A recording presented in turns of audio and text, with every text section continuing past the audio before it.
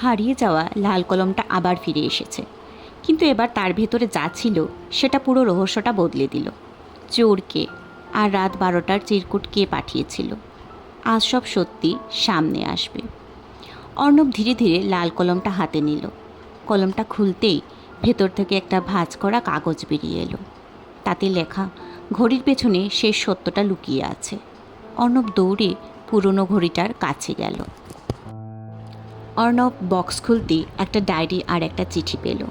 চিঠিতে লেখা, অর্ণব, যদি তুমি এটা পড়ে থাকো তাহলে তুমি সব সূত্র খুঁজে পেয়েছো। আমি এই বাড়ির পুরনো কেয়ারটেকার, হরিপদ। অর্ণব অবাক হয়ে পড়তে লাগলো। 25 বছর আগে এই বাড়িতে একটি দামি হীরের হার চুরি হয়েছিল। সবাই সন্দেহ করেছিল বাড়ির কাজের মানুষ রঘুকে। রঘুকে চোর বলে গ্রাম থেকে বের করে দেওয়া হলো, কিন্তু আসল চোর ছিল বাড়ির এক আত্মীয়, বিকাশ। সে ঘড়ির পেছনে হার লুকিয়ে রেখেছিল। হরিপদ সব দেখেছিল, কিন্তু বিকাশ তাকে ভয় দেখিয়ে চুপ করিয়ে দেয়।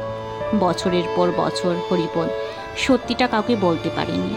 তাই মৃত্যুর আগে সে এই পুরো রহস্যটা চিরকুট, ঘড়ি, লাল কলম আর চাবির ক্লুয়ের মাধ্যমে সাজিয়ে রেখে যায়, যাতে একদিন কেউ সত্যিটা খুঁজে পায়।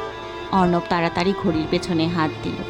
সেখানে কাপড়ে মোড়ানো সেই হার এখনও লুকিয়ে আছে। ঠিক তখনই পুলিশ এসে বিকাশকে গ্রেফতার করল।